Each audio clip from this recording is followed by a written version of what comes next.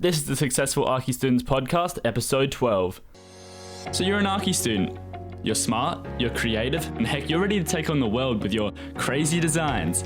Before you get to that point, however, you need to build up the habits and the knowledge and the skills of the successful architect. And what most students don't realize is that you don't learn these things over time. Rather, you learn these things through experience and deliberate practice outside of your university education. My name's Kyle, I'm an Archi student just like you, and I'm committed to being successful, no matter what it will take. And I'm hoping you're ready to take that journey with me as you listen to the Successful Archi Student Podcast.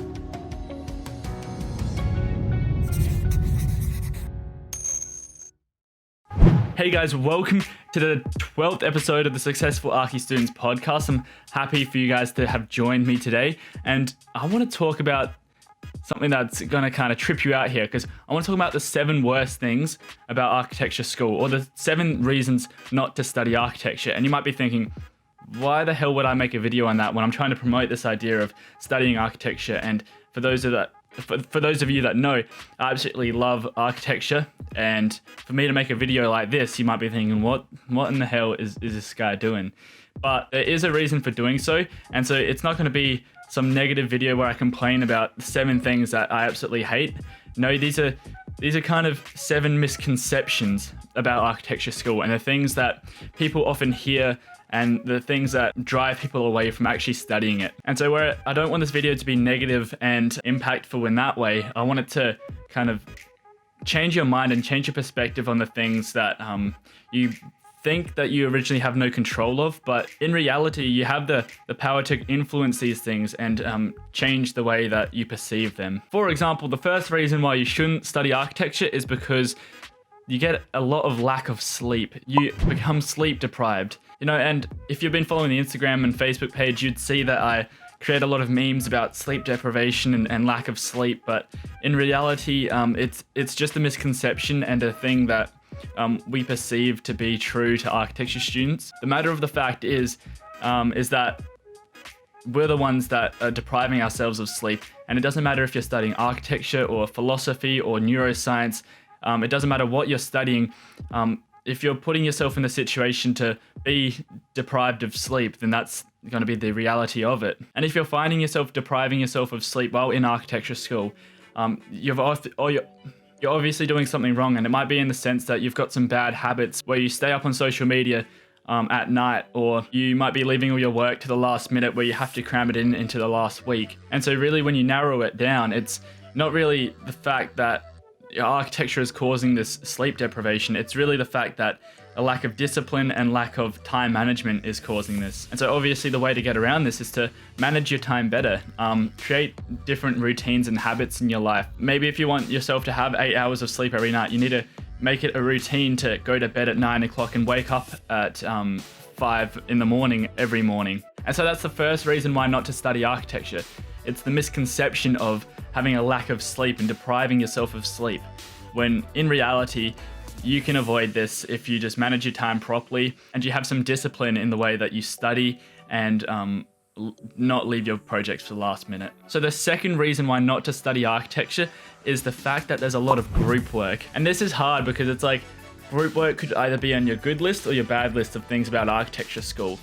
For me, I find that group work can be extremely suckish, especially if you've got someone in your group who doesn't show up, or you've always got someone that doesn't show up, you've always got someone that doesn't put in any work, you've always got someone that rocks up late to every time you guys want to meet up. But again, this is a bit of a misconception. There is a lot of group work, yes, but then there's also a lot of solo work where you're working on your own things, and this might be something that you enjoy more, or you might more enjoy spending time with other people, socializing and communicating in a group. But the fact of the matter is that it's whatever you perceive it to be. If you're telling yourself you hate group work because these people are always late, maybe it's something that you're doing to cause them to be late or to not rock up. Sometimes it's out of your influence, but most of the time there is something that you can do to influence how your group work ends up going. I myself used to think that I had no control over what grade my group would get in a group assignment, but then I realized that you can take charge of your group and you can become a leader, and that doesn't mean bossing people around. It means communicating with people effectively and and really motivating people to do well. And so I understand that not everyone has this leadership skill, but that's something you can work on. And that's the great thing about architecture school. It's a place where you can work on communicating with others and socializing and becoming a leader. And so then obviously there's two ways to see this, is that you've got shitty groups that never rock up and don't do the work that they're told to do.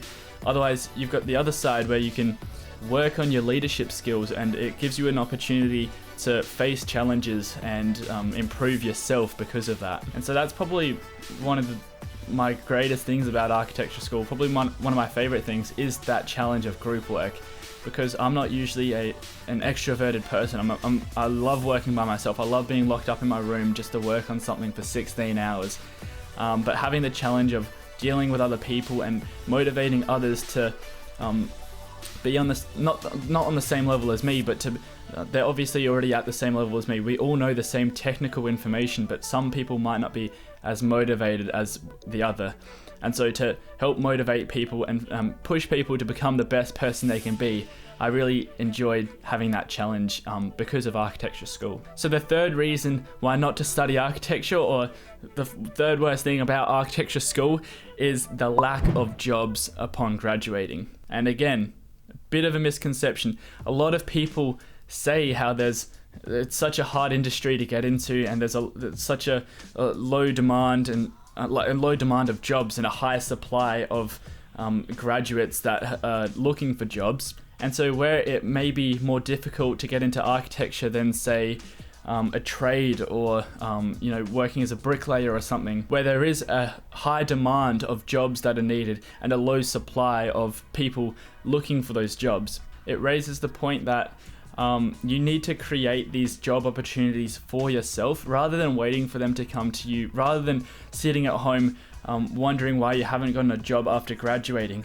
Well, you need to go out and talk to people. You need to go network, and you need to go push yourself outside of your own comfort zone to meet these people and get yourself out there. And so where there is a lack of jobs, this gives you the opportunity to either work for yourself or create something for yourself. Otherwise, push yourself to become that person that is interacting with others and getting your name out in the industry. You know, when a graduate can't find a job, it's not usually a lack of jobs out there in the field. There's an actual abundance of jobs out there.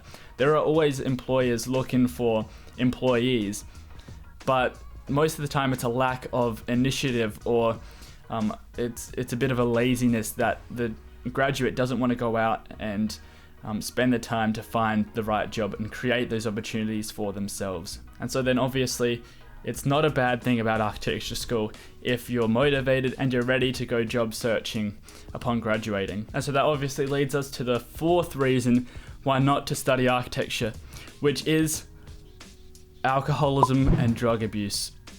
No, I'm joking. Well, not really. This is kind of a valid point here.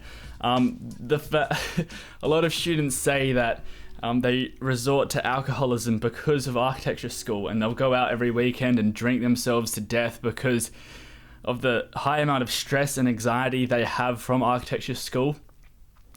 But I think this is like genuinely like a valid thing for me to talk about, because if you're finding yourself getting stressed out and anxious because of architecture school to the point where you have the need to resort to alcohol, well, you need to have something to fill that hole of alcoholism rather than going out and drinking on the weekends. Maybe you need a side hobby or a passion for something that fills that hole. And so where I don't want to get too much into depth here, because I could probably talk about this for a very long time, I do suggest if you find yourself drinking too much like I used to do, then find something that you're truly passionate about that replaces that habit of drinking. So, well, there's a fourth reason why not to study architecture, because you will resort to alcoholism and drugs.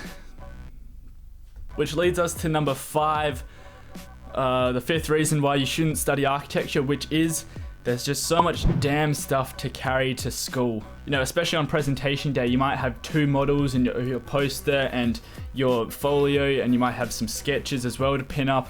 And then you've got your pencil case and your notebooks and your sketch pads and your rulers, and the list goes on and on and on of the things that you need to carry.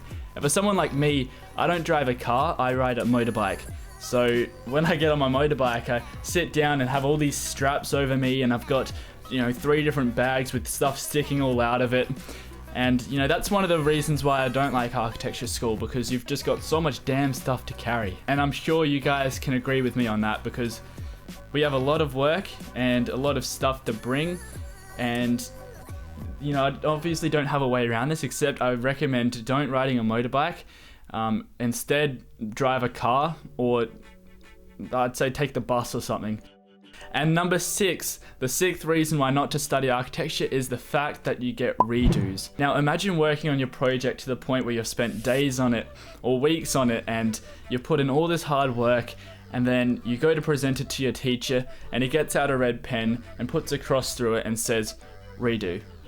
Now, I myself have never experienced this. I've only seen and heard about this because in Australia we don't have redos. I'm sure in places like the United States you don't have redos, but in countries such as India and Indonesia, I believe that you have these things called redos, where a teacher will just put a cross through your work and tell you to redo it because it's not good enough. Now, honestly, I have so much sympathy for you guys that have redos, because I've never experienced it, and I'm thankful that I haven't. But the fact is that, they could be kind of good for you in the sense that if your work's not good enough and you go to present it to a client, that's exactly what the client's going to say. They're going to be like, no, redo it, And that's what architecture is about. It's about, grabbing the things, the aspirations of your client, and then putting them on paper and putting them into functional plans that a designer can use to build it. But if it's not what the client aspires for their project, then they're going to obviously want the best project they can get, and the client doesn't want something that's totally different from what they wanted. They want it to be exactly as what they imagine it to be in their head. And so, if you can't design to be like that in the first stage, which most of the time you have to go over your designs, you have to revise all the work that you do, especially in the profession, especially in architecture school as well. And the fact that you have redos, it's kind of the exact same as that in the real world, where you've got the client who's asking you to redo your work because it's not exactly as they imagined it to be. And that's fine. That's what architecture is about. As frustrating as it can be, and as it is one of the worst things about architecture school, it's also a good thing, because you're getting the perspective of somebody else on your design work, and to be able to understand that and to design appropriately for that, to revise your work, is so important. And I think it kind of is helpful to have redos, as much as I'm thankful I don't have them. But again, it's just your perspective. If you think of it as a good thing, then it becomes a good thing. But if you're thinking of it as something that frustrates you, and you're wondering why, when you think you might have the perfect project, obviously that your teacher or your client doesn't think the same as you. And so to understand their perspective on your work, it's a good understanding to have, because you've got another opinion on it. And design work is very subjective, so it is obviously a good thing to have. Now, that was a bit of a mouthful, but yeah, that's my take on redos, and that's the 6th reason why you shouldn't study architecture, when really you should. So number 7, this is the final reason why not to study architecture, is the fact that it costs a lot. Again, this is a big misconception, and the way to counter this is actually by not buying dumb shit. If you're only buying the essentials, it's really not that expensive, except a lot of architecture students, I post a lot of memes about this as well, so I'm guilty of this, but a lot of students and myself think that it is extremely expensive, when in reality, you don't have any textbooks.